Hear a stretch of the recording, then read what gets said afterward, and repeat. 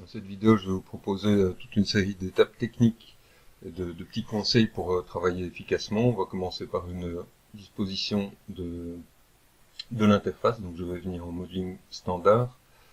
Alors je vais venir mettre l'attribute editor ici en dessous. Réduire un peu sa hauteur. On va prendre les double-clic, les tool settings, le superposer ici.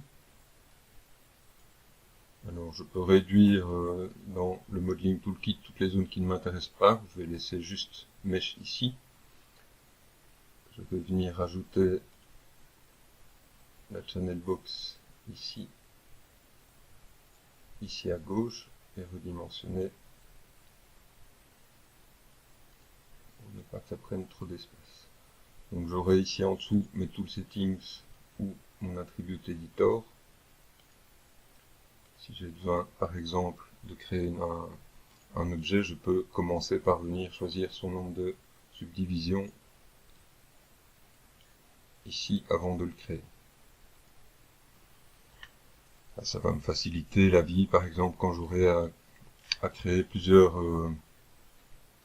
cylindres, plutôt que de venir chaque fois changer les dimensions, ben je pourrais, quand je veux créer un cylindre, je pourrais décider une fois pour toutes, par exemple, que mes cylindres ont 8 côtés et une division en hauteur, et donc quand je crée un cylindre, ben, il a tout de suite les subdivisions qui m'intéressent. Et ça va nous faciliter la vie. Alors on va venir à gauche mettre l'outliner. L'outliner, on peut le doubler, je vais déjà faire ça. Un petit peu en hauteur, je vais venir mettre aussi les render settings, donc c'est les paramètres pour le rendu. On va le superposer à l'outliner. Et on va mettre l'hypershade, qui est une fenêtre qui contient beaucoup de choses. Alors elle contient le browser, je vais le détacher. Il faut que je clique ici. Voilà. Je vais détacher ça ici, le laisser flottant. Je vais fermer les bins et tout ce qui ne m'intéresse pas. Le property editor, je vais le mettre plutôt au-dessus. Et de nouveau, je vais réduire déjà un peu la taille de la fenêtre et venir la mettre ici. Donc je réduis ça de cette manière-là. Quand je choisirai un matériau, j'aurai les propriétés de mon matériau ici au-dessus, et je vais venir caler de manière permanente mon petit sélecteur de matériaux, de textures, de lumière qui seront présents dans la scène. Donc j'aurai mes render settings facilement accessibles, l'outliner et l'hypershade.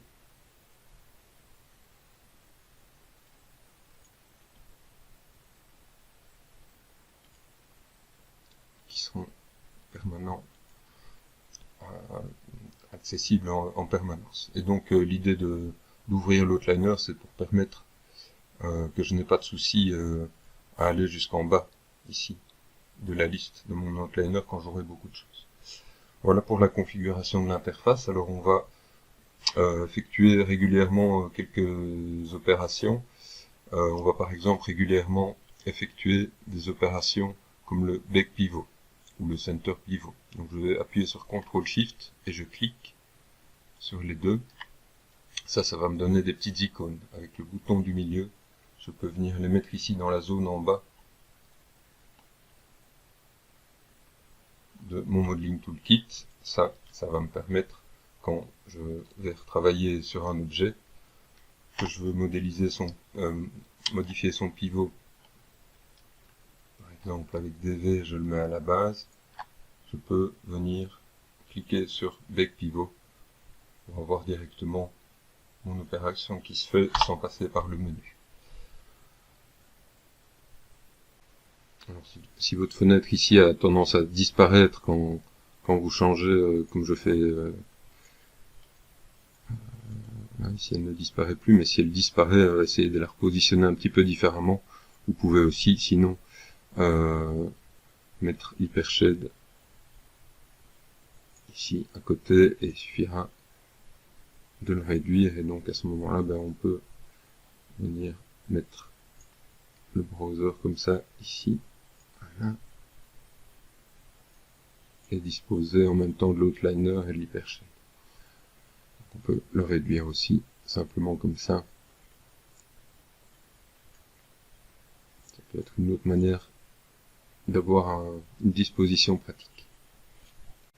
On va à présent se créer une caméra isométrique, donc il y a un peu le thème central de ce sujet-là. Donc je vais d'abord me créer un cube, division, peu importe.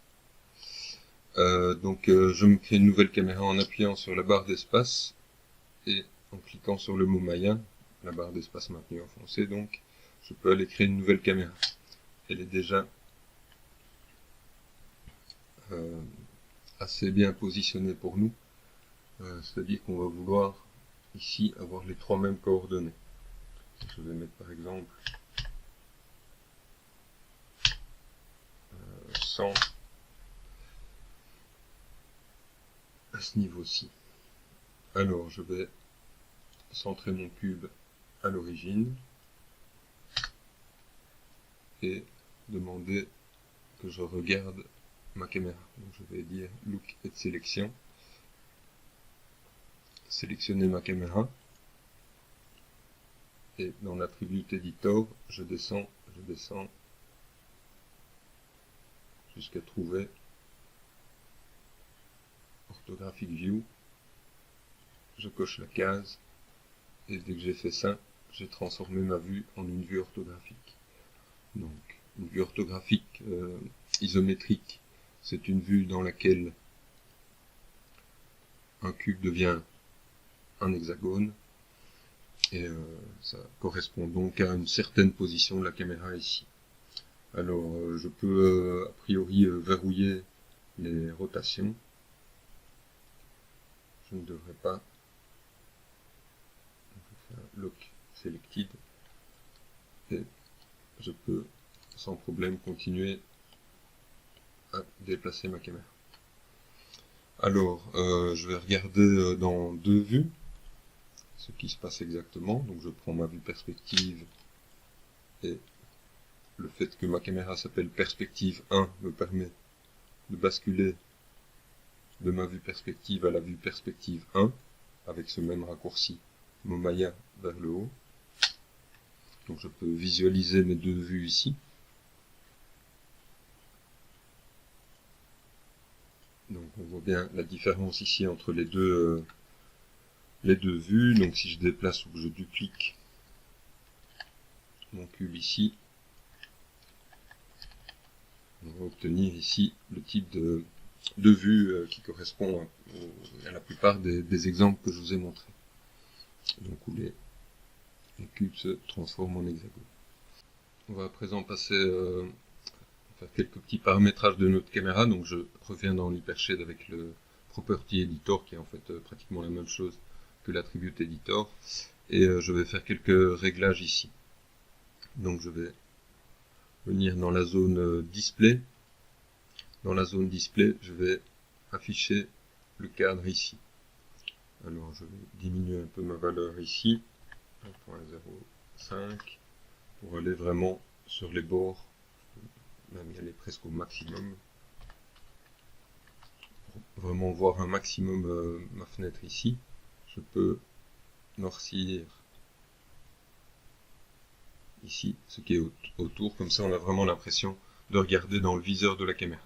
Donc c'est avec le masque ici que je regarde vraiment dans ma caméra. Vous pouvez toujours utiliser le bouton ici si vous voulez voir autour. Donc on a deux boutons ici qui correspondent à ces cases là. Alors je vais aussi venir dans les caméras settings et je me mets sur horizontal ici. Si je me mets sur un autre, j'ai un redimensionnement qui n'est pas agréable de ma vue ici, tandis que si je me mets sur horizontal, je vais systématiquement voir tout mon cadrage. Donc horizontal, il s'est remis du coup ici, donc je ne dois pas le rechanger après. Mais voilà, ici je suis sûr de voir systématiquement tout le cadrage dans la vue que je réalise. Alors je vais aller vérifier une autre chose, c'est vous montrer une autre chose, c'est l'idée, si je sélectionne ma caméra ici, elle correspond dans la vue à cet objet-ci. Si je m'en approche trop, donc je suis en déplacement objet, si je m'en approche trop de mes objets, je ne vois que d'un côté de ce plan-là. Donc il y a une projection sur ce plan-là en diagonale dans la scène. Et si je suis trop proche, je coupe une partie de mes objets. Donc je vais aller me mettre vraiment très loin, ça ne change vraiment rien. Donc je peux me mettre vraiment à des valeurs très élevées ici pour être sûr de ne pas avoir ce problème. N'allez pas trop loin non plus, sinon vous risqueriez d'avoir des problèmes à cause de ces deux valeurs-là et à partir d'un certain moment. Donc on va se mettre dans des valeurs peut-être de 2000 ou 5000 ici.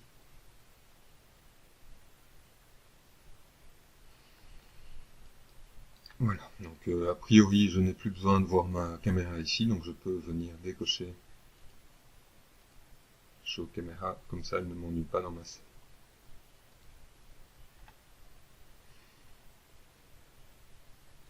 Alors on peut peut-être aussi masquer la grille ici pour avoir un affichage plus agréable et avoir déjà une idée de ce qu'on obtiendra au rendu. Donc j'ai cette fenêtre-ci qui sera finalement la fenêtre de mon rendu et la fenêtre perspective qui me permet de travailler.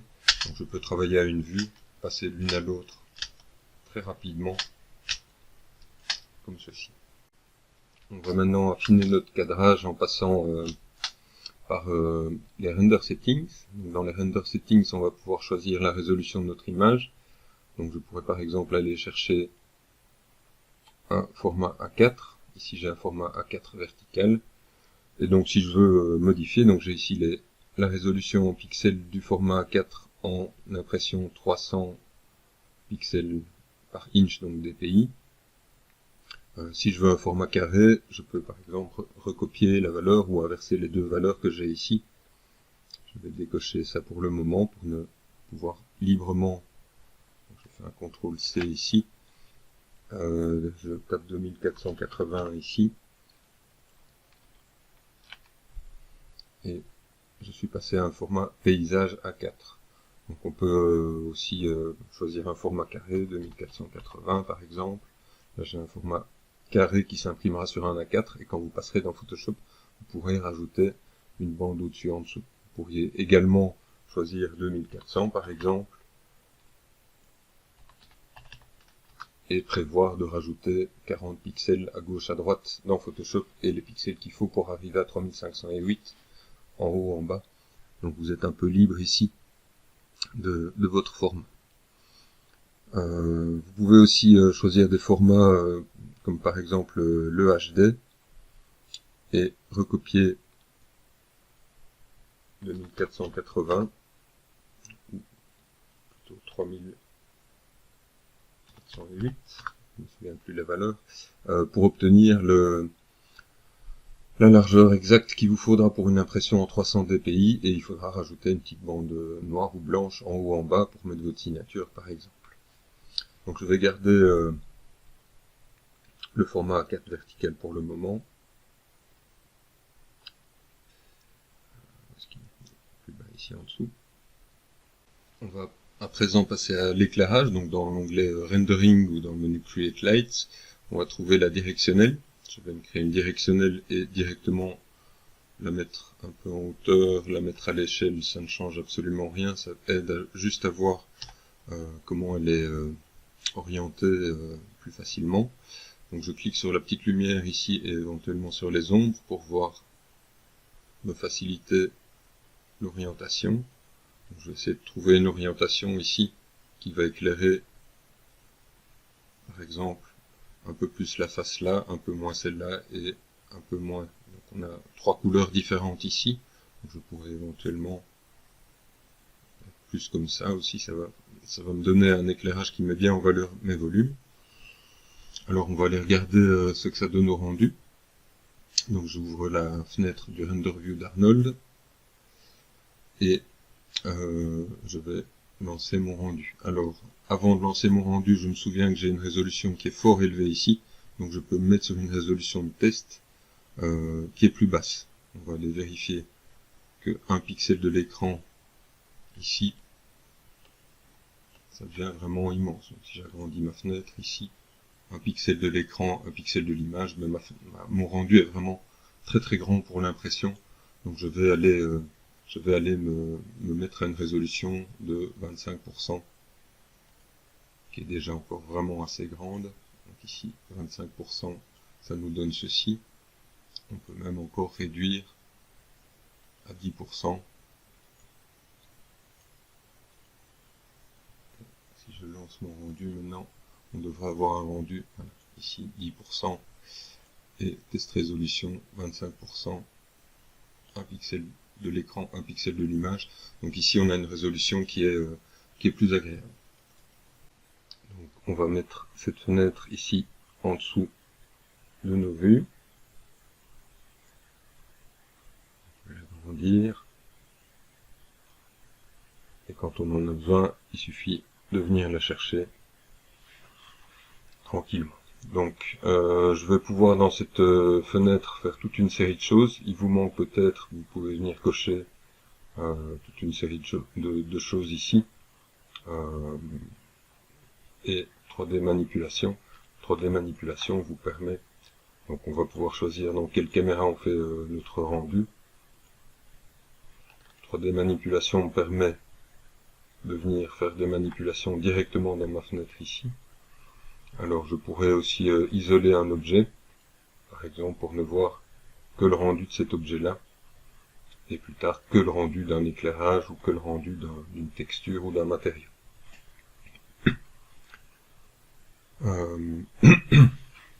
Donc on va venir regarder maintenant les réglages de notre lumière. Donc, je me remets dans l'hypershade qui me donne donc les paramètres ici. Alors on a la possibilité de régler l'intensité, n'allez pas au-delà de 3.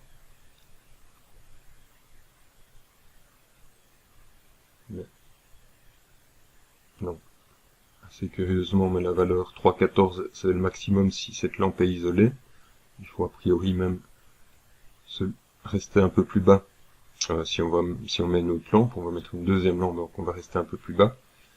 Je pourrais choisir la couleur par ici. Je peux aussi choisir la couleur, une couleur agréablement avec cette glissière-ci qui me fait passer par des couleurs plutôt naturelles. Donc je peux rester en blanc pour le moment. Alors on va mettre un deuxième éclairage. Je vais masquer ma directionnelle. On va mettre un deuxième éclairage qui est un éclairage d'Arnold qui s'utilise aussi très facilement, qui est la lumière photométrique. Donc pardon, pas du tout photométrique, le Skydome. Donc le Skydome va me donner un type d'éclairage complètement différent. Donc si je sélectionne les deux et que j'appuie sur H, je peux comparer les éclairages. On va pouvoir éventuellement combiner les deux en baissant peut-être un peu l'intensité de l'éclairage ici et en rajoutant la lumière. Ça va nous donner un éclairage qui commence à ressembler à un éclairage un peu d'extérieur, avec une ombre nette donnée par la lumière directionnelle et une ombre plus douce qui est donnée par le Skydome. C'est ici par exemple que je peux voir que ce bouton-là me permet de visualiser l'éclairage d'une lumière ou d'une autre uniquement. Donc ça peut nous aider à choisir les couleurs, si on veut utiliser des couleurs. Donc je peux par exemple jaunir un peu ici et bleuir un peu. On trouve le même réglage ici, utiliser la couleur de température. Et on pourrait par exemple choisir cette combinaison-ci qui va nous donner un éclairage un peu similaire à un éclairage extérieur. Donc on prend le temps de régler les intensités sans dépasser,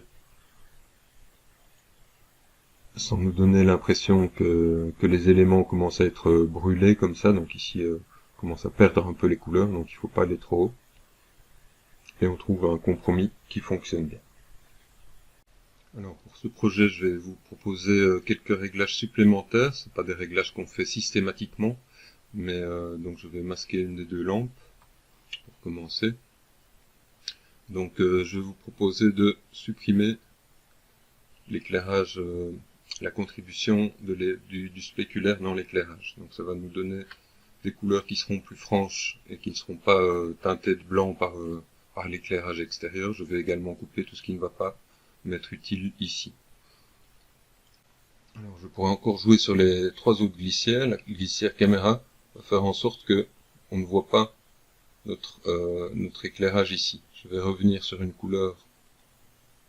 Imaginons que je veux une couleur plus de ciel ici. Le caméra me permet d'assombrir ma couleur pour avoir, si j'ai un éclairage qui est un peu plus neutre, qui me permet malgré tout d'avoir de réobtenir mon bleu ici. Donc je peux jouer sur cette glissière là et la couleur pour avoir une différence entre la couleur de l'éclairage lui-même et ce que je vois à l'écran. Donc si je trouve que c'est trop clair, je peux le réassombrir un petit peu. On peut à l'inverse décider que notre éclairage éclaire rien du tout, ben ça évidemment ça nous intéresse pas. Alors je vais faire le même genre donc je vais diminuer un petit peu ici. Je vais faire le même genre de réglage pour la lumière directionnelle, donc supprimer le reflet spéculaire ici des matériaux une fois pour toutes, et tout ce qui ne m'est pas utile.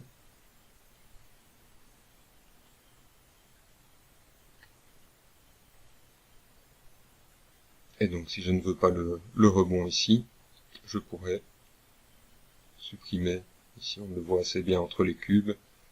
Si je ne veux pas la réflexion, ou si je veux la diminuer, je pourrais jouer sur ce paramètre indirect. Donc c'est quelque chose qu'on ne fait pas forcément dans toutes les scènes Maya, c'est quelque chose que je fais pour ce projet-ci, parce que ça va bien fonctionner. Alors pour certaines scènes, ben, on aura envie peut-être d'avoir autre chose qu'un ciel tout bleu, donc on va aller regarder comment on peut mettre un dégradé ici. Donc je viens chercher, je peux le localiser comme ça ici, je vais venir mettre une rampe ici sur mon Skydome, et on voit maintenant que mon Skydome est éclairé est coloré par une rampe ici, verticale. Je vais choisir Spline ici.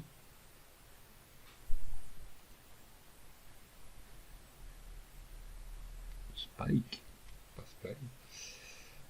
Et venir changer les couleurs. Donc j'ai des glissières ici qui me permettent de régler ma hauteur, et je peux choisir pour chacun de ces points, je peux venir choisir une couleur différente. Je vais prendre dans les jaunes et bleus. Par exemple, je pourrais aller chercher toutes sortes de colorations. Et donc maintenant, ben, je vois que mes objets sont éclairés différemment en haut et en bas. Et j'ai un éclairage avec ce Skydome qui est vraiment très agréable. Alors le problème va être que quand on passe dans notre vue isométrique, ben, en fait on ne voit qu'une seule et unique de ces couleurs-là. C'est-à-dire qu'on voit la couleur à un point, à une hauteur précise. Donc je vais faire un fond dégradé ici, et utiliser un petit plan pour créer ça. Je vais mettre sur pause ici le temps de faire ça. On va revenir dans nos deux vues ici pour comprendre bien ce qui se passe. Donc je vais réafficher mes caméras, elle est visible ici, donc je réaffiche mes caméras si elles étaient masquées. Je me crée un plan et je vais parenter le plan, je vais l'appeler dégradé, toujours sans accent. Je le parente à ma caméra ici, et je vais annuler toutes ces coordonnées. Alors je le fais tourner, on va aller regarder selon quel axe, selon l'axe rouge, je le fais tourner à 90 degrés.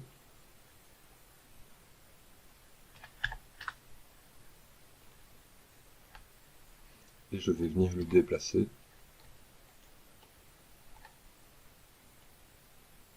Et dès que je le déplace, je vois que d'abord je ne vois que ça, et puis il faut que je le fasse passer loin, loin derrière la scène, ici, pour commencer à le voir. Alors, je vais venir mettre par-dessus un matériau, et donc on va commencer à mettre des matériaux sur les objets. Je fais un clic droit, j'ajoute un matériau. On va prendre pour ce projet-ci le standard surface, qui est très proche du matériau d'Arnold, le AI standard surface, c'est pratiquement la même chose. Donc je vois ses propriétés ici. Je vais le rendre tout noir, je vais couper ces deux premières zones ici. Donc chaque fois qu'on met des zéros dans les zones ici au-dessus, en fait on les désactive. Donc je ne veux pas utiliser ça, je veux juste utiliser la zone d'émission. Alors pour voir quelque chose, il faut que j'aille désactiver l'affichage ici. Donc je vais rendre mon SkyDome invisible au niveau de la caméra. Donc ça vient de changer. On va regarder ce que ça donne, ce que je fais. Donc le fait de couper au niveau de la caméra, je m'assure que je ne vois pas mon SkyDome ici et que je vais voir juste mon plan. Et donc maintenant on va mettre une texture au plan. Alors notre texture on l'a déjà, donc je vais venir simplement avec le bouton du milieu glisser sur le mot color. Donc je ne glisse pas sur le champ. Enfin, voilà, je glisse ici et je vois directement mon dégradé qui apparaît ici. Donc je peux venir prendre le temps d'ajuster mes réglages. Mes réglages ici, je pourrais éventuellement jouer un peu avec la mise à l'échelle pour m'assurer que je suis bien sur mon image, ou éventuellement jouer un petit peu sur le déplacement de ce dégradé aussi visuellement comme ça ici. Donc il faudra peut-être que je revienne avec un peu plus tard pour simplement refaire une mise à l'échelle pour que mon dégradé soit bien réajusté et selon la taille de votre scène, s'assurer qu'on voit bien tout. On voit bien tout, donc c'est simplement après une mise à l'échelle ici de notre plan pour qu'il recouvre bien toute la surface. Donc je vais rajouter une petite info parce que vous pourriez arriver, si jamais vous déplacez votre caméra à un moment donné ou l'autre à couper vos objets. Donc pensez, si vous avez un souci dans la vue de cette caméra ici, pensez à deux choses. De un, la possibilité de reculer la caméra. Je vais me rapprocher de mes objets ici. Et alors ici, je suis dans une situation où je vais le faire manuellement, où on va voir que mes objets commencent à se couper ici. Et ça, c'est cette petite valeur ici qui me permet de changer. Si je mets 10, si je mets 100, qui va me permettre de décider à partir de quelle distance je vois de ma caméra. C'est pas du tout un problème, mais on a en fait la même chose. Donc si je mets 120 ici, je vais prendre comme ça une tranche de ma scène, ce qui est un peu bizarre, je vais me remettre avec 10 ici. Donc je prends une tranche de ma scène ici, et donc il y a des moments où on risque de ne pas voir un objet ou l'autre. Là par exemple, je ne vois plus mon arrière-plan. Donc je vais me mettre avec des valeurs qui seront confortables pour moi, qui me permettent de placer mon arrière-plan vraiment très loin. Donc je vais mettre un 100 000 ici. Et là je suis sûr de voir, donc j'ai mis 100 000 ici, je vais a priori verrouiller cette valeur là ici, et mettre mon plan à moins 80 000 par exemple, et verrouiller sa distance. Voilà, donc, de cette manière-là, mon plan est suffisamment loin derrière moi et ne devrait pas m'ennuyer. Et quand je déplace ma caméra ici,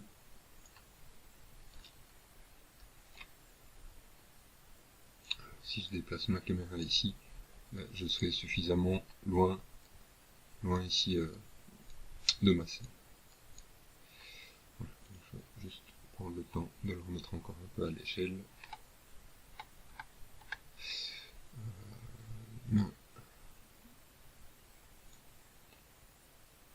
Pour qu'il occupe toute ma vue ici. Donc j'ai été renommé et groupé mes deux lumières. Je vais faire un petit truc parce qu'on va travailler sur les matériaux. Donc je voudrais bien avoir un éclairage neutre quand je travaille sur mes matériaux. Donc je prends mes deux lumières et je les duplique. Donc je vais remettre du blanc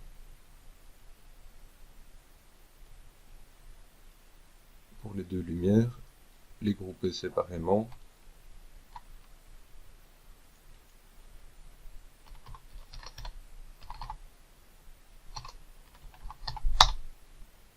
Et je peux faire un groupe avec toutes mes lumières.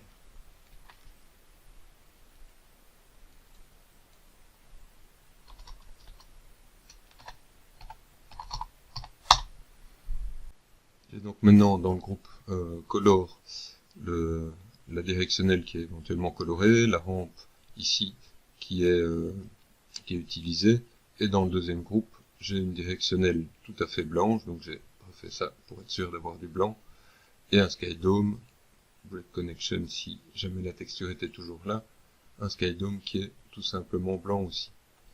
Donc je vais pouvoir utiliser l'un ou l'autre. Si je masque celui-ci, je vais avoir mon éclairage coloré. Si j'inverse l'état, je vais passer de l'un à l'autre très facilement. Et j'ai un éclairage neutre ici pour tester mes couleurs. Je vais à présent passer aux matériaux. Donc pour créer de nouveaux matériaux, je peux passer par le menu Create de l'Hypershade pour venir chercher les matériaux. Je vais prendre le standard surface. Donc je pourrais aussi faire un clic droit sur un objet et venir associer un nouveau matériau par ici. Donc je viens de me créer un nouveau matériau, je vais directement lui donner un nom. Je vais l'appeler avec un M underscore par exemple, pour faire un matériau bleu. Donc ce matériau, on va rester simple, je vais annuler presque toutes les zones ici et utiliser, je vais le mettre à 100%, utiliser une couleur ici que je vais venir sélectionner. Alors on peut la sélectionner comme ceci ici, mais on va donc préférer utiliser une palette qu'on a été générée, ici c'est des captures d'écran que j'ai faites sur le site de Paletton, qui peut générer ce genre de petits schémas avec une sélection de couleurs faite avec des couleurs complémentaires, etc. Donc je peux venir maintenant avec, donc j'ai mon petit programme ici qui me permet de visualiser des images. Donc je peux le redimensionner, le repositionner avec le clic droit, etc. C'est fort pratique pour faire ce genre d'opération. Donc je peux ici, avec la pipette, venir chercher directement une couleur sélectionnée. Et on va aller utiliser notre matériau ici sur la scène. Alors, je vais masquer ça pour le moment. Donc, mettre ça sur pause et agrandir un petit peu mes vues ici. Donc pour poser un matériau sur un objet, je peux sélectionner cet objet et faire un clic droit, assigner le matériau existant et venir chercher mon matériau. J'aurais pu l'appeler jaune.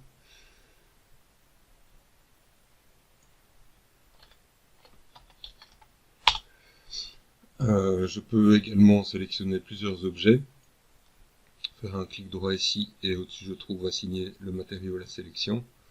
Et donc une fois dupliqué, il suffit de les renommer, d'aller systématiquement rechercher les couleurs et on obtient notre petite panoplie. J'étais un peu plus vite. Et donc je peux maintenant très facilement dans ma scène changer mes couleurs, je sélectionne mes objets et je vais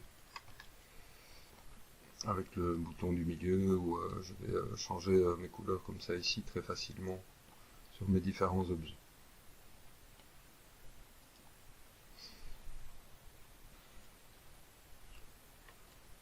Donc, ceci devrait vous permettre de travailler assez vite avec les matériaux. Donc d'avoir toujours cette petite fenêtre ici. Vous pouvez même changer la taille des icônes ici. Alors on va aller regarder deux autres types de standard surface. Donc, je vais faire un standard surface matériel. Et je vais déjà en faire un deuxième. Donc on va en faire un cette fois avec de l'émission. Je supprime ça, je vais mettre ceci à 1 avec une certaine couleur, donc on va le faire jaune de nouveau, par exemple. Je viens chercher mon jaune ici. Et je vais remettre la même couleur, donc je réduis toutes mes zones ici, jusqu'à arriver à l'émission. Voilà, le reste ne m'intéresse pas. Je mets, par exemple, plus ou moins 50% d'émission. Et je viens rechercher ma couleur. Alors, quand on a ça, donc je vais utiliser mon matériau, je vais le mettre sur la sphère voisine, le cube voisin, et je vais obtenir un objet qui va un peu illuminer dans la scène. Donc cet objet-ci, plus j'augmenterai l'émission, moins je verrai les contours de mon objet, et plus il paraîtra lumineux dans la scène.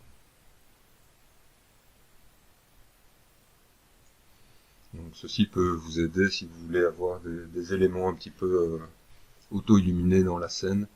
Alors il faudra plus tard venir faire quelques petits réglages pour améliorer la qualité du rendu, mais c'est déjà pas si mal comme ça. Donc deuxième type de matériau, et vous pouvez de nouveau le dupliquer, et on pourrait l'appeler par exemple matériau d'émission, en lui donnant sa couleur, comme ça on le repère facilement. On le repérera facilement si on veut le mettre sur un objet dans notre liste ici avec les matériaux existants. Donc maintenant je vais faire un dernier type de matériau avec ce matériau-ci. Donc je vais lui redonner un nom. On va faire un matériau avec une rampe pour pouvoir avoir des dégradés sur les objets. On va faire une rampe verte par exemple. Alors cette fois on va de nouveau utiliser uniquement la base, donc on vérifie qu'on coupe toutes les autres valeurs. Je viens mettre une rampe comme tout à l'heure. Je peux la mettre en spike ici. Je viens choisir mes couleurs. Et je peux prendre les extrêmes de ma rampe. De ma palette ici. Par exemple.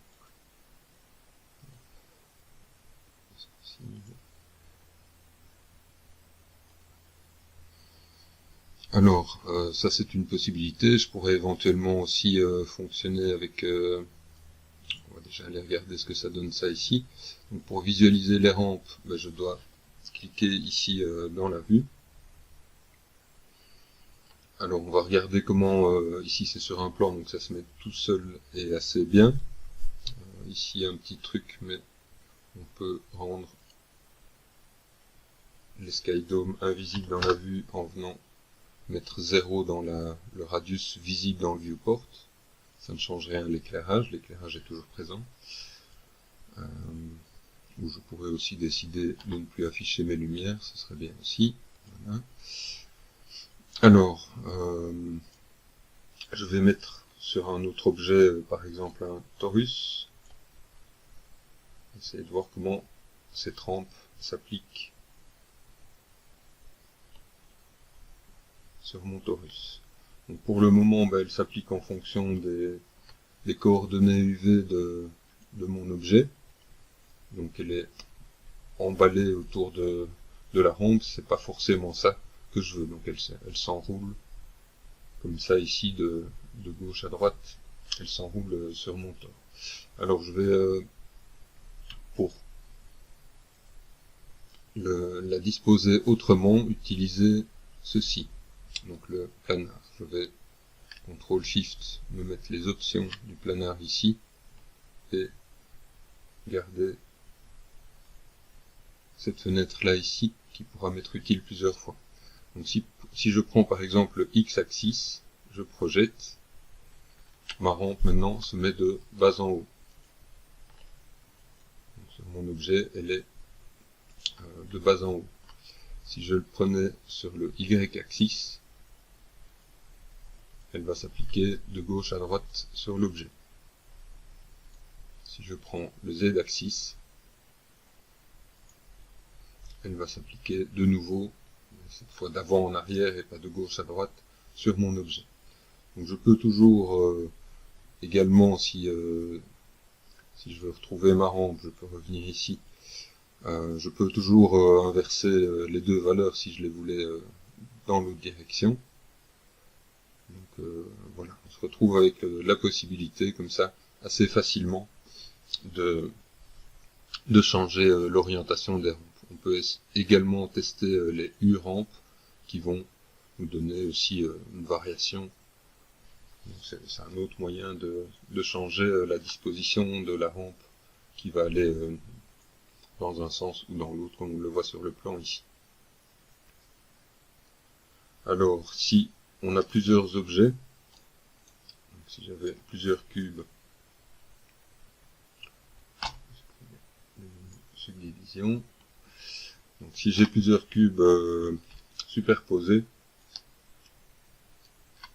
si j'applique une rampe, mon matériau avec la rampe sur mon objet, je vais faire un planaire ici.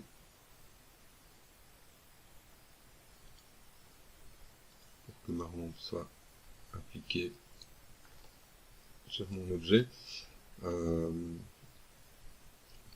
La remettre verticale. Voilà.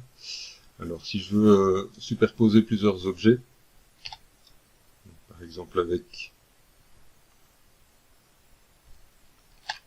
une duplication de plusieurs objets, que je voulais la rendre sur tous les objets, ben, il suffit que je prenne tous mes objets à la fois et que je refasse cette projection sur tous les objets en même temps. Ceci, ça vous permet maintenant d'avoir une pile de plusieurs objets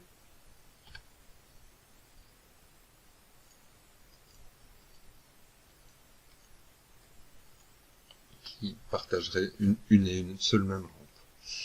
Donc voilà, je pense que ça peut vous sembler intéressant. Si jamais vous vouliez avoir une rampe qui était également visible en émission, vous prenez votre texture ici, et avec le bouton du milieu, il suffit de venir là, l'attacher ici. On va aller regarder le résultat.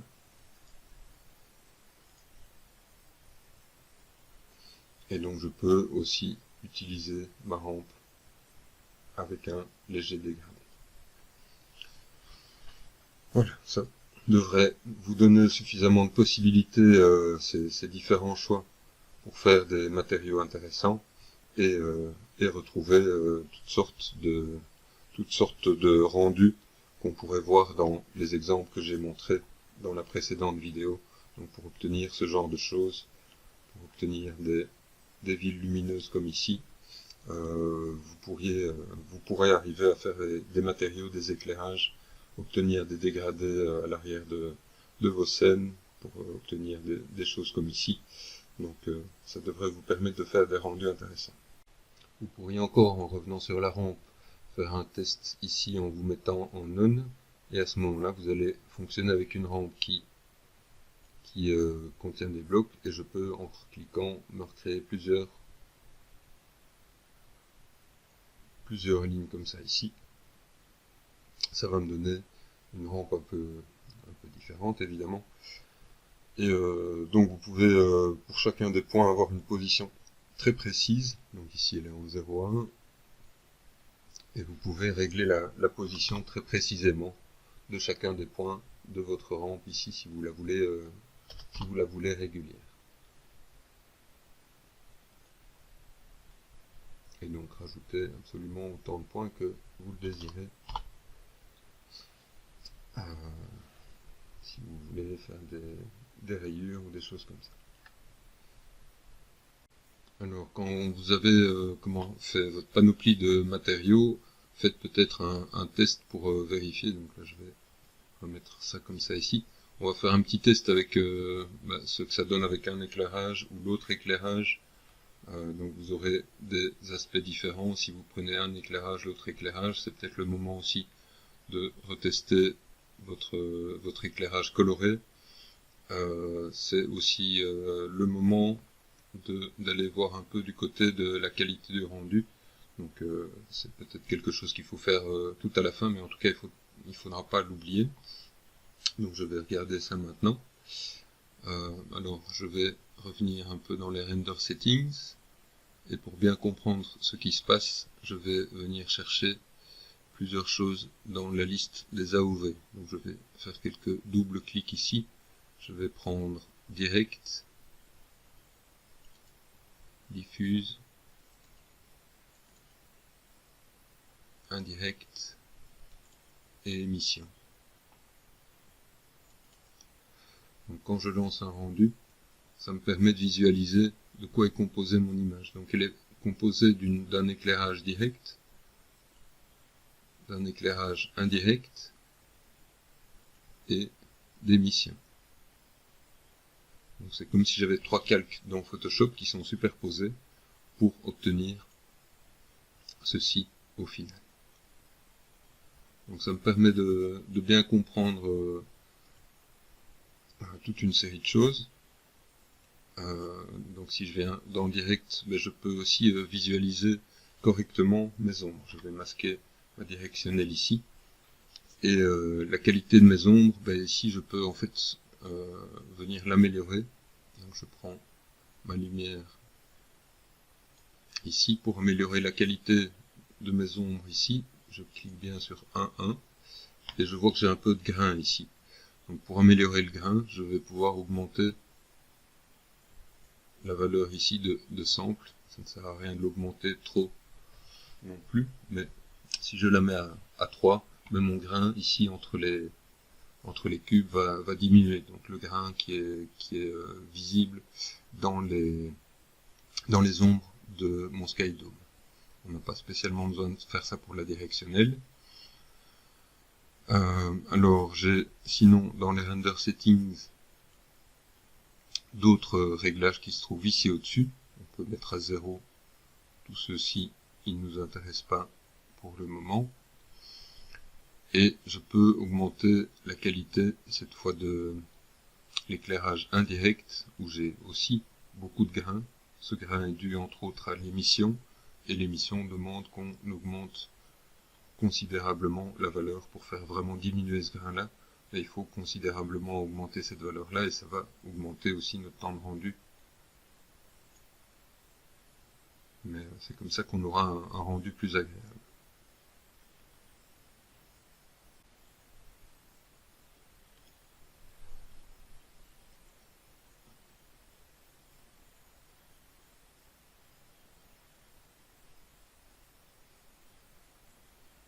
Et donc on voit la qualité quand on augmente cette valeur-là. Donc cette valeur-là, vous pouvez la mettre à 5 ou 6 et ça devrait largement suffire. Donc vous pouvez mettre cette valeur-là à cette valeur de 6 au moment de terminer votre rendu. Et donc évitez que chacun de vos tests de rendu ne prenne autant de temps. Donc je reviens ici sur Beauty. Pour avoir mon image finale, on va aller regarder. Donc quand vous faites votre rendu final, vous pouvez mettre cette valeur à 6. Dans le Sky Dome, évidemment, vous mettez les samples du Sky Dome à une valeur de 3. Et on va venir regarder comment on peut éventuellement augmenter un petit peu cette valeur-là, peut-être à 4 ou à 5, mais ça va de nouveau augmenter votre temps de rendu. Mais on veut au final avoir un rendu de qualité, donc on fera ça. Donc quand vous avez effectué votre rendu avec vos paramètres, ici je les ai rabaissés, mais que vous avez aussi remis votre résolution à 100%, vous allez avoir envie d'enregistrer votre image. Donc pour enregistrer votre image, vous pouvez vérifier par ici que vous êtes bien en Use Display Settings. Donc dans les options pour enregistrer, et on va enregistrer une image ici. On va se mettre sur le bureau, et vous enregistrez votre image avec le format PNG. Vous l'écrivez explicitement comme ça. Le choix de format se fera automatiquement. Sinon, vous pouvez éventuellement aussi le choisir ici, le format PNG.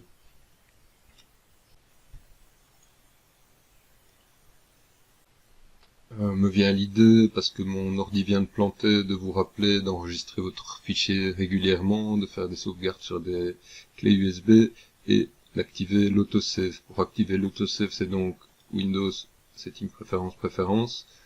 Vous venez cliquer sur la ligne File Projects et vous venez activer ici Enable avec peut-être un intervalle toutes les 20 minutes. Vous allez avoir chaque fois les 20 minutes la petite fenêtre qui vous rappelle que vous êtes bien en autosave, petite fenêtre de licence éducationnelle, mais de cette manière-là, vous ne perdez pas votre fichier. Voilà, je redémarre sur l'idée maintenant de... Donc je vais fermer un petit peu les zones de rendu et d'hypershade, venir plutôt dans les tool settings et on va regarder quels réglages on pourrait faire qui peuvent nous être utiles. Alors je vais remontrer 2-3 petites choses et en configurer 2-3 autres. Donc je vais venir dans la zone tout à fait ici en bas, venir décocher une case ici et me mettre en instance. Donc ça va me permettre de faire des copies d'un autre type. Alors je vais le remettre une fois pour tout mon cube dans sa configuration d'origine pour qu'il ne me mette pas de subdivision. Donc l'idée ici c'est que quand je vais appuyer sur Shift, je peux cloner un objet. Donc ça ressemble à ce que je fais avec le CTRL D, mais il y a une différence qui est de taille, qui est que je vais garder un lien entre mes différents objets. Donc ça va vous permettre dans ce projet de travailler avec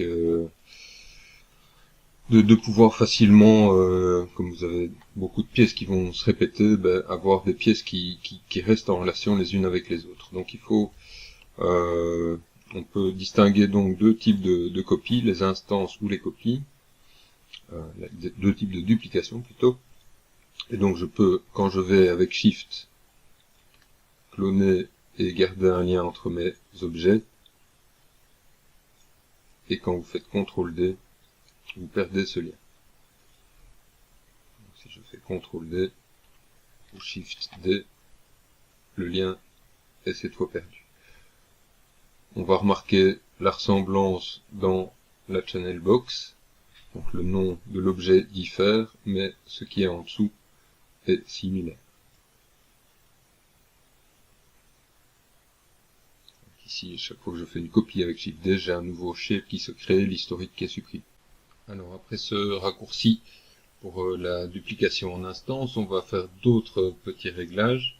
On va venir se mettre en absolu pour le step snap de par exemple une valeur de 0,1. Ça va nous permettre quand on va créer des objets. Donc si je crée un cube par exemple, je peux vérifier une première fois que mes paramètres sont OK ici. J'utilise la touche X pour créer mes objets. Comme ça, je les crée à des dimensions qui sont directement complètes. Je vais faire des manipulations de pivot, bec pivot avec mon petit bouton que j'ai mis ici. Je vais mettre mon matériau sur l'objet. Et de cette manière-là, je vais pouvoir commencer à dupliquer, multiplier mes objets rapidement. Donc je peux, quand je les clone avec la touche Shift, le faire également Shift et V. Ça, je peux directement, éventuellement, les repositionner.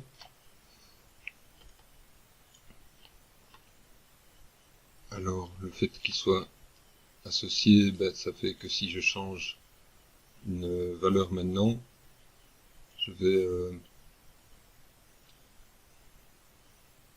réduire de la même manière pour tous mes objets.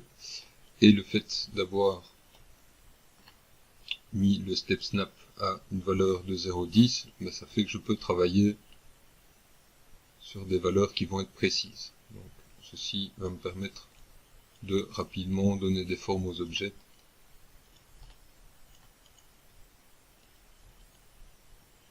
Et de les retravailler plus ou moins tous ensemble.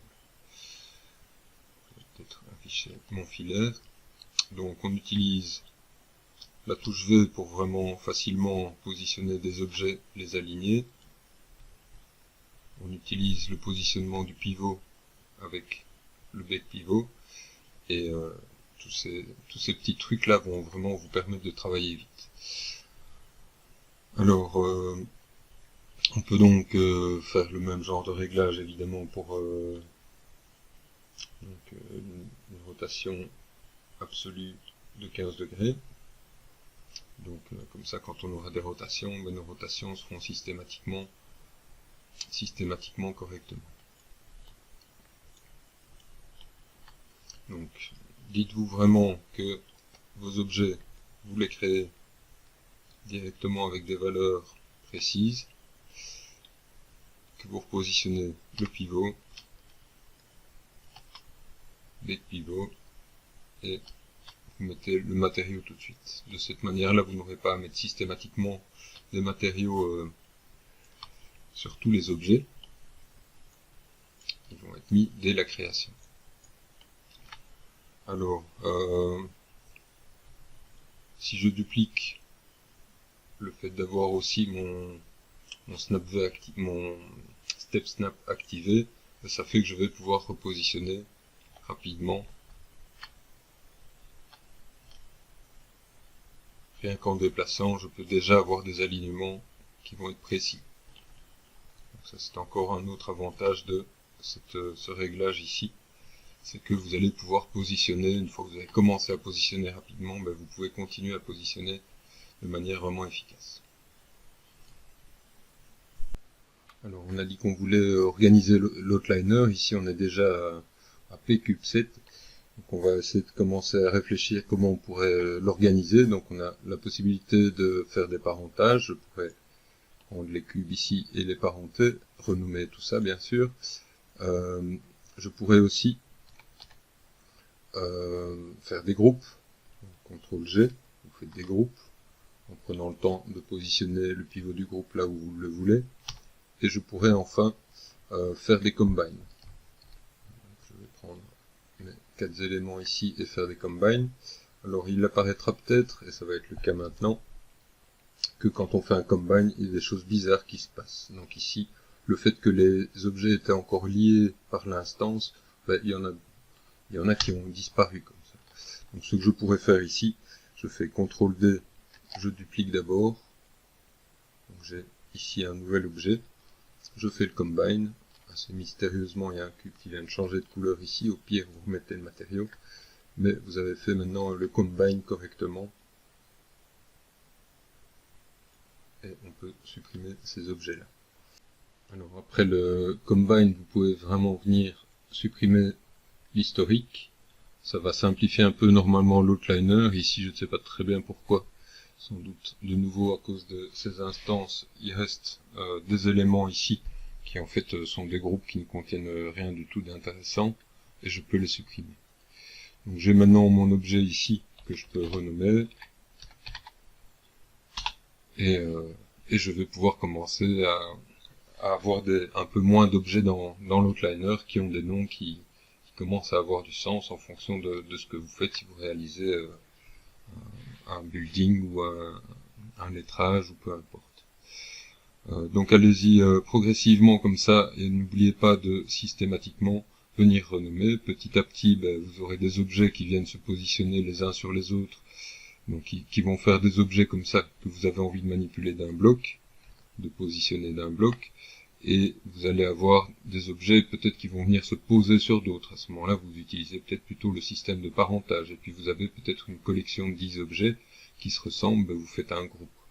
Donc voilà, essayez de prendre le temps d'organiser, de nommer les groupes, de nommer les objets, d'utiliser le combine et de nettoyer au fur et à mesure l'outliner pour que que cet outliner reste bien clair. Donc je vais à présent venir sur le type de forme que vous pouvez utiliser. Donc n'importe quelle primitive ici peut être utilisée. Je vous demande de ne pas utiliser le super shapes. Alors, ni les typos ici. Donc vous n'utilisez pas les trois qui sont ici.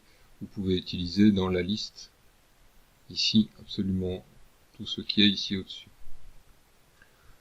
Alors, quand vous créez un objet, vous pouvez donc penser à passer par les valeurs ici pour changer le nombre de divisions. Vous pouvez aussi évidemment revenir par la suite, rajouter des subdivisions. Vous avez l'autorisation sans problème de venir faire des déplacements de composants. Donc faites-les avec le step snap activé afin de maîtriser un petit peu ce que vous faites. Mais ça va vous permettre d'obtenir toutes sortes de formes un peu différentes, éventuellement avec la mise à l'échelle. Donc vous pouvez obtenir toutes sortes de formes. Alors je vais observer un peu cette forme-ci, juste pour voir que ici, si vous vous souvenez, on avait vu les Soften Harden Edge, donc je vais me mettre dans un affichage qui les montre, et ici j'avais des edges qui étaient des edges doux. Donc il faudrait pour réobtenir une forme un peu plus agréable, que certains edges redeviennent durs. Donc je vais utiliser pour ça Soften Harden ici, et il va me donner une forme qui va être tout de suite plus agréable au rendu. Donc si je la voyais, je reviens un petit peu avant, pour éviter donc ce genre de dégradé désagréable, on va utiliser régulièrement le Soften Harden Edge. Alors je vais me le mettre comme tout à l'heure avec CTRL SHIFT, on le trouve ici. Je vais faire un CTRL SHIFT, bouton du milieu, pour obtenir mon petit outil que je peux faire glisser ici en dessous, et comme ça j'aurai régulièrement, quand je veux corriger une forme, j'aurai la possibilité de venir utiliser ce raccourci-là.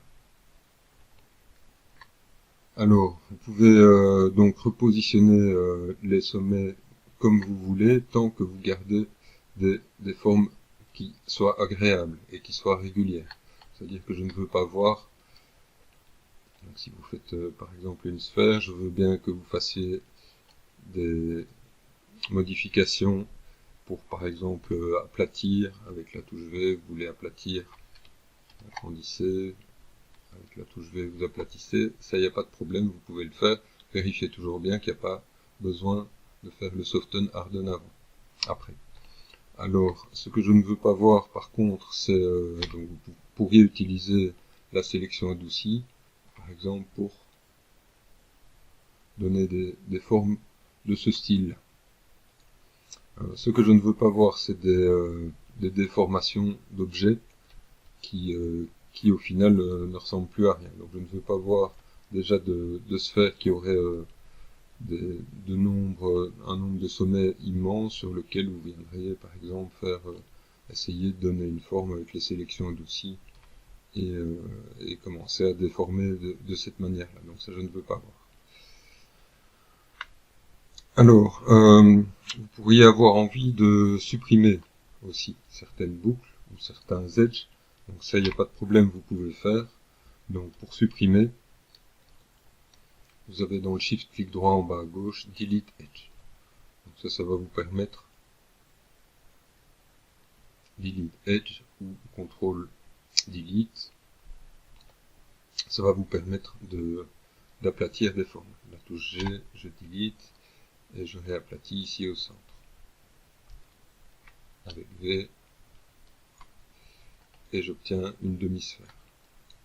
De nouveau, peut-être vérifier. Là, ici. Alors si vous êtes dans un cas comme ça ici, il y a une valeur ici que vous pouvez ajuster qui va vous permettre de régler correctement votre forme. Donc ici j'ai obtenu une demi-sphère, on pourrait montrer 2-3 petits exemples de ce style-là. Donc, par exemple avec un torus, donc, je vais régler ces valeurs pour avoir peut-être 24 ici, 6 ici,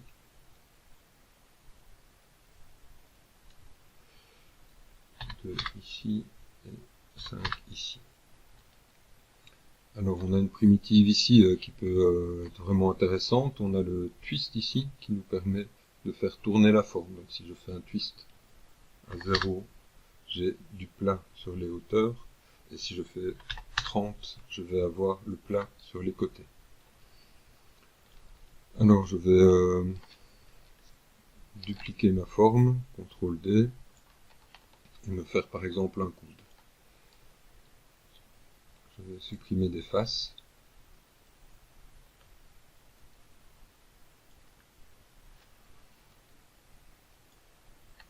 Donc on obtient une forme ici. Alors c'est une forme ouverte. Donc je vais vous montrer deux manières de fermer. Première manière, vous sélectionnez double-clic toute la bordure et vous faites un fill all. Le problème ici, c'est qu'on n'a pas de point au centre, donc je vous montre une autre manière de fonctionner. Double-clic, je fais une extrusion de l'edge et directement, sans rien faire d'autre, je monte vers le haut, souder tous les edges que j'ai créés au centre. Ça vient de me fermer ça en un point. Donc je pourrais sinon en revenir éventuellement par ici, donc ça c'est les quelques petites opérations de modélisation que je vous autorise. Vous pourriez aussi venir redécouper. Deux clics sur les sommets, un clic droit pour terminer. J'ai une option ici qui est activée. Il faut que je décoche, sinon ça fait quelque chose de bizarre. Clic droit et vous pouvez redécouper comme ça les formes ici.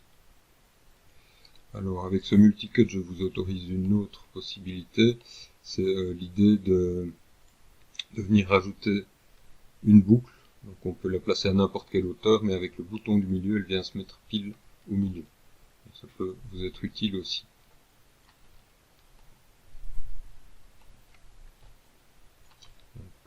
Donc, CTRL, bouton du milieu. Ça pourrait vous être utile pour, je sais pas quoi. Alors, donc quand vous avez terminé une forme comme celle-ci, vérifiez la position du pivot. Alors par exemple, je vais préférer peut-être mettre mon pivot ici, avec pivot. Je vais refaire une autre forme, cette fois avec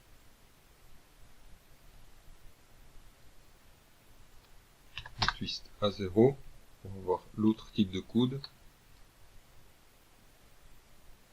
Je vais de nouveau dupliquer.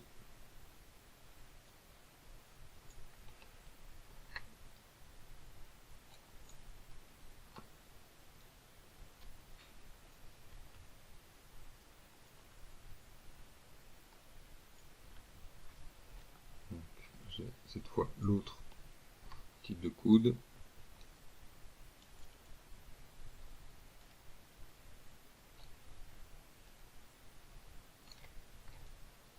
Je referme.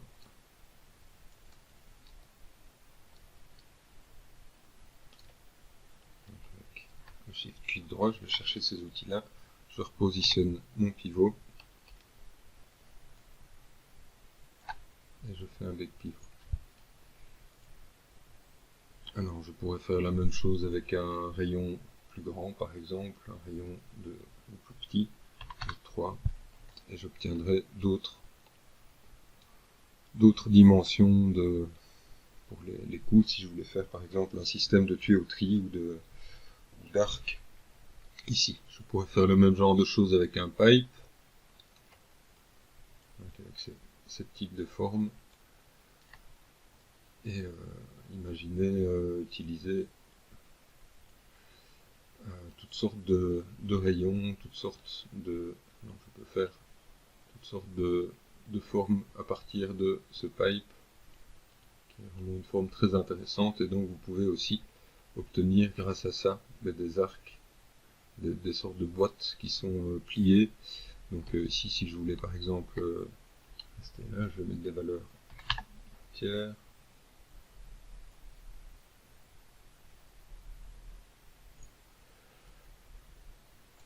Je peux aussi choisir mon nombre de côtés, plutôt quelque chose qui se divise bien.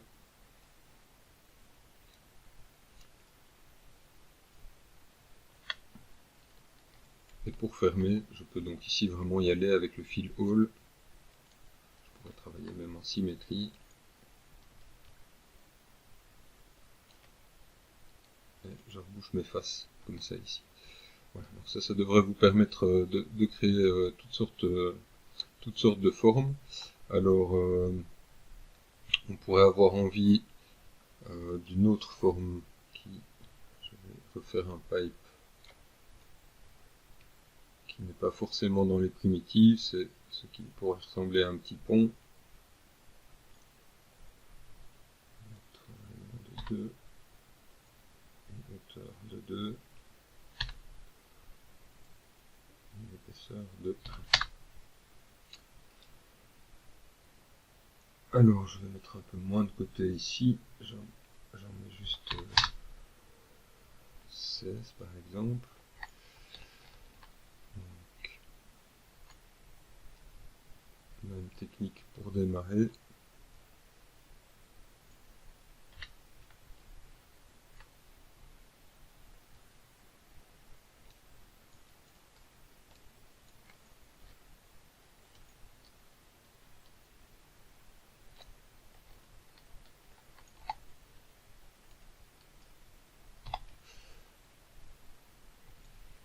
Et là maintenant, je vais utiliser le déplacement. Je peux travailler en symétrie ici. C'est une symétrie. C'est la symétrie en Z. Voilà. Et j'utilise la touche V cette fois pour redresser.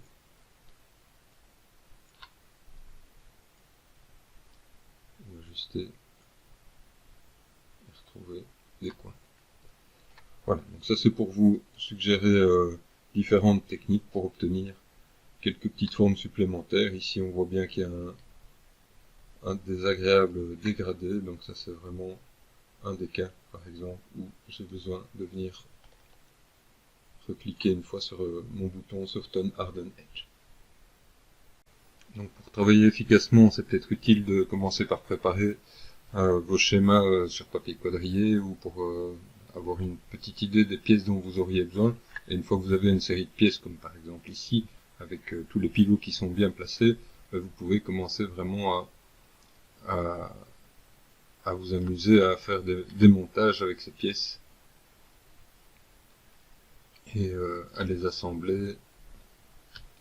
Et à ce moment-là, la touche V devient la touche V, la touche J pour enfin non, la touche J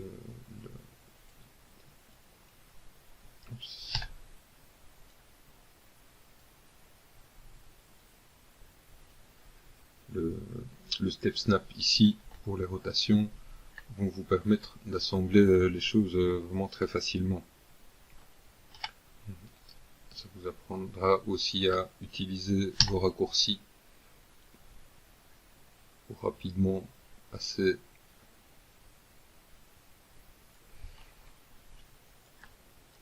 d'un outil à l'autre.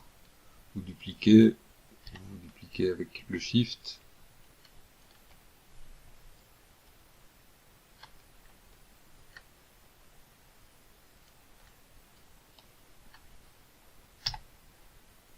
Et vous commencez vraiment à faire vos montages assez rapidement à partir de ce moment-là où vous avez vos pièces qui sont créées.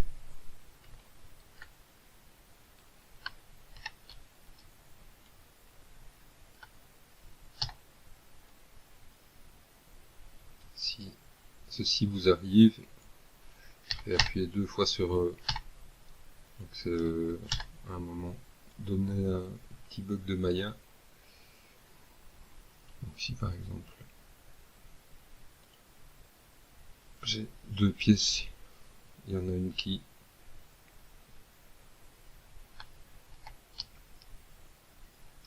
là je peux choisir si c'est pas la bonne pièce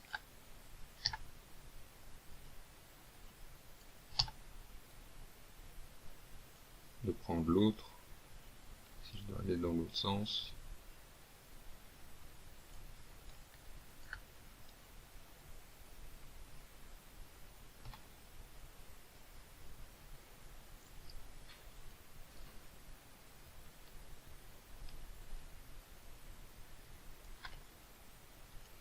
Etc. Donc, voilà pour un système par exemple de tuyauterie où à partir de quelques pièces je peux commencer à faire toutes sortes de chemins ici dans l'espace.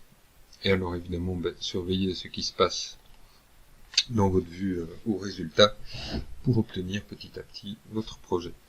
Donc une fois que la pièce vous convient, vous pouvez donc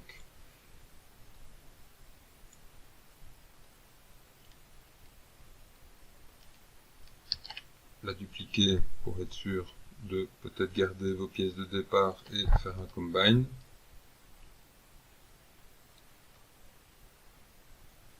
Je supprime l'historique.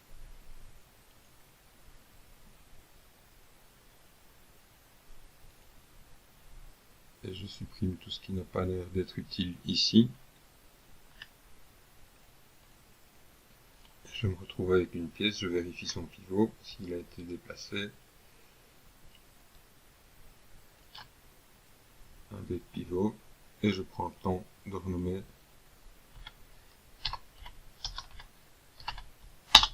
mon objet avant de le classer, peut-être déjà dans un groupe que je mets au-dessus,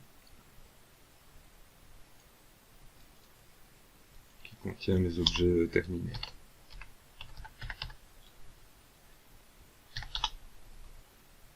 Donc au fur et à mesure, comme ça, vous allez compléter votre scène et la laisser organiser. Vous pourriez également faire une autre chose. Donc ici, j'ai mes pièces qui commencent à être terminées, mais vous pourriez vraiment aussi décider que vous avez besoin de garder au moins une pièce de chacun des objets que vous avez ici qui constituent vos différentes pièces de base, et donc vous faire une copie dans un groupe. Vous pouvez les superposer et vous faites un groupe, vous les alignez les uns à côté des autres, vous faites un groupe qui contient vos pièces de base.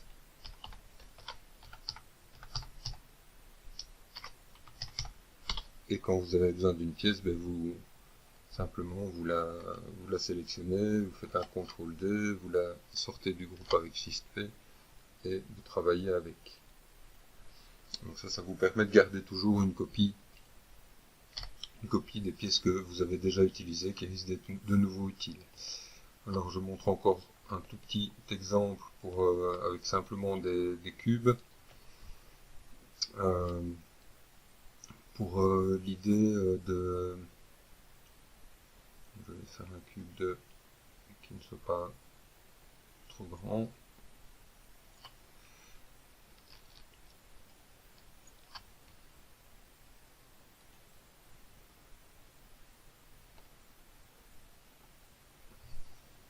Donc avec cette idée vraiment que vous pouvez réutiliser une forme que vous avez, je l'ai déjà un petit peu montré, mais aussi vraiment, pourquoi pas la remodifier considérablement au fur et à mesure que vous travaillez,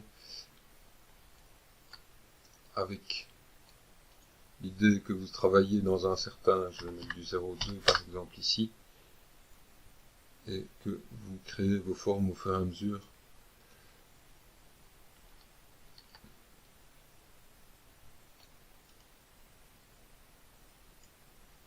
Là j'ai une épaisseur de 0,2.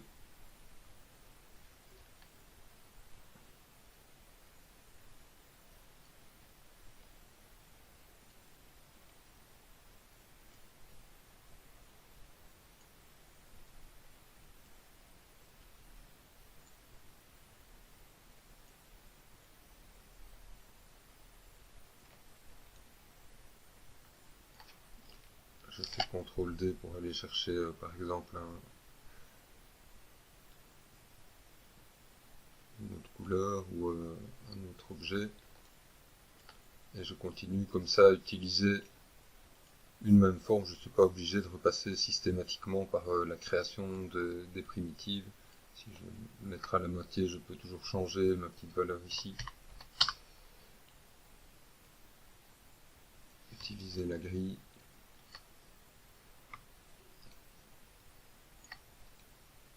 Etc. Donc avec ce système-là, vous devriez pouvoir assez facilement ne pas devoir recréer systématiquement des primitives, ce qui vous prendrait vite beaucoup de temps. Alors, si vous faites les objets, je vous demande d'essayer de ne pas les superposer, de ne pas les imbriquer, donc plutôt vraiment comme l'exemple que j'ai fait tout à l'heure, de mettre les éléments les uns sur les autres, vraiment comme si vos éléments étaient constitués, étaient pleins, comme si c'était des éléments en bois. Donc de ne pas les faire rentrer les uns dans les autres. Il pourrait y avoir l'une ou l'autre exception, mais de manière générale, je vous demande de vraiment coller les éléments les uns aux autres. Alors, faites attention quand même à une chose, c'est l'idée de... en tout cas, si vous voulez coller un plan sur un objet,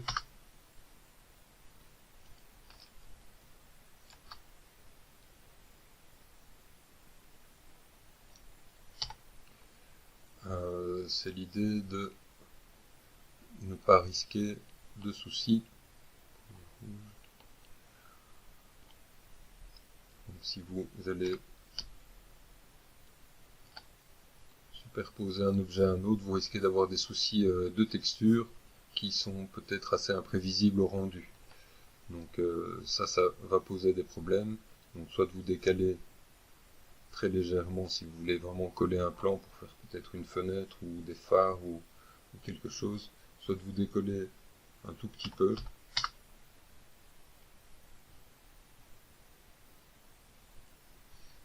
De manière assez précise, soit de vous donner une épaisseur à l'objet et vous le collez dessus, donc plutôt prendre une boîte qui va être collée sur l'objet,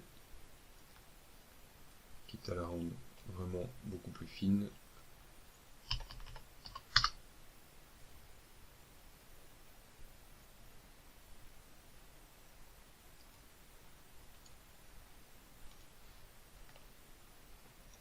Et de cette manière-là, vous n'aurez pas de souci au rendu. On va aller vérifier tout de suite.